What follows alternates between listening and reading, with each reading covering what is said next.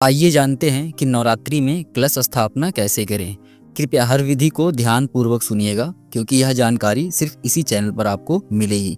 जय श्री राम, जय माता अम्बे। माँ की कृपा आप सभी पर बनी रहे और आप हमेशा खुशहाल रहें। यदि आप किसी समस्या से गुजर रहे हैं तो कमेंट में मुझे आप बता सकते हैं। मैं आपके लिए प्रार्थना करूंगा कि आपकी हर परेशानी दूर हो जाए।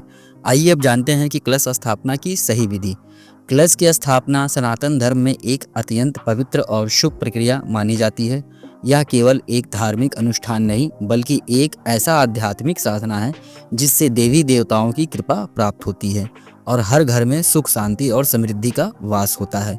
जब भी किसी बड़े पर्व, अनुष्ठान, हवन, यज्ञ, पूजा या किसी शुभ कार्य की शुरुआत की जाती है तो सबसे पहले कलश स्थापना की जाती है। यह केवल एक पात्र नहीं होता बल्कि इसमें संपूर्ण ब्रह्मांड की सकारात्मक ऊर्जा का वास होता है। जब हम विधि विधान से कलश की स्थापना करते हैं तो यह पूरे वातावरण को शुद्ध और दिव्यता से भर देता है। यह कहा जाता है कि बिना कलश स्थापना के कोई भी पूजन या अनुष्ठान पूर्ण नहीं माना जाता। सनातन धर्म में पंच तत्वों की बहुत महत्व है और कलश इन्हीं पंच तत्वों को धारण करता है। पंच तत्व यानी पृथ्वी, जल, सकारात्मक ऊर्जा बनी रहती है और किसी भी प्रकार की नकारात्मकता वहाँ टिक नहीं पाती।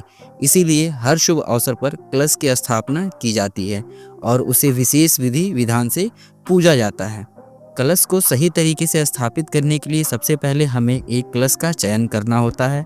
यह कलश तांबे का, पीतल का या मिट्टी का भी हो सकता है। ध्यान रखें कि कलश को कभी खाली नहीं रखा जाता, उसमें शुद्ध जल भरना आवश्यक होता है। जल को शुद्ध करने के लिए उसमें गंगा जल, हल्दी की गांठ, सुपारी, लौंग, इलायची, चावल और चांदी का सिक्का डाला जाता है। यह सारी सामग्री कलश में डाल देते हैं। तब इसके मुख पर आम के पत्ते रखते हैं। आम के पत्ते न केवल कलश की शोभा बढ़ाते हैं बल्कि धार्मिक दृष्टि से भी यह बहुत महत्वपूर्ण माने जाते हैं। यदि आम के पत्ते उपलब्ध ना हो तो अशोक के पत्ते भी लगाए जा सकते हैं।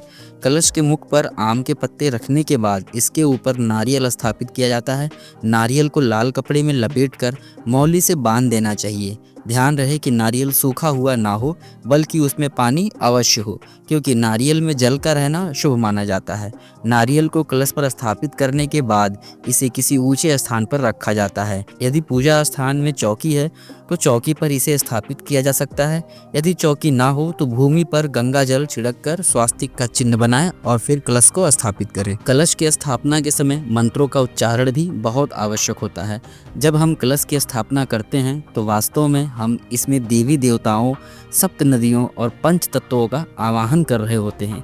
इसलिए हमें कुछ इस प्रकार मंत्रों का उच्चारण करना चाहिए। ओम गंगे च यमुने च गोदावरी सरस्वती नर्मदे सिंधु कावेरी जल अस्मिन् सन्निधि कुरे। इस मंत्र के माध्यम से गंगा, यमुना, सरस्वती, नर्मदा, कावेरी, गोदावरी और सिंधु नदी का आवाहन किया जाता है ताकि उनका पवित्र जल इस कलश में विराजमान हो और इससे पूरे वातावरण में पवित्रता का संचार हो। इसके अलावा पंच तत्वों का आवाहन भी किया जाता है क्योंकि इन्हीं तत्वों से पूरा ब्रह्मांड निर्मित हुआ है और इन्हीं तत्वों का संतुलन हमारे जीवन के लिए आवश्यक होता है।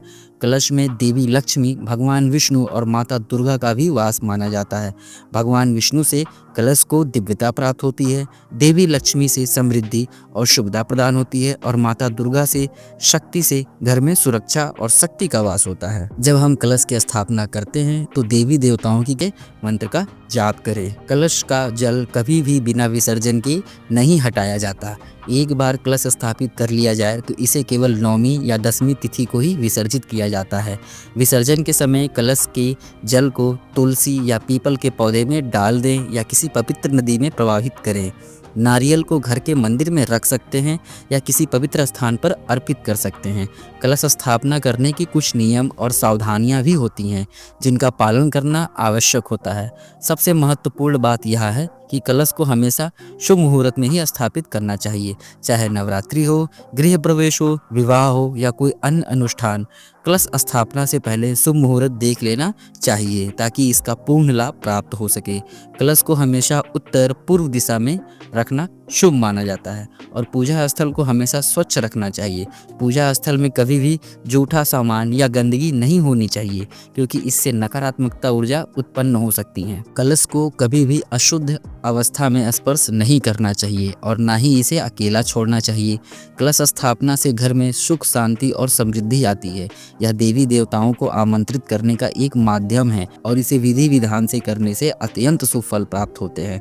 जब हम श्रद्धा और भक्ति के साथ कलश की स्थापना करते हैं तो यह पूरे वातावरण को सकारात्मक ऊर्जा से भर देता है। यह केवल एक धार्मिक अनुष्ठान नहीं, बल्कि एक आध्यात्मिक प्रक्रिया भी है जिससे मन को शांत कराना है। यदि यह वीडियो आपको अच्छा लगा हो तो इसे अधिक से अधिक लोगों तक पहुंचाएं ताकि सभी को इस पवित्र ज्ञान का लाभ मिल सके। जय माता दी।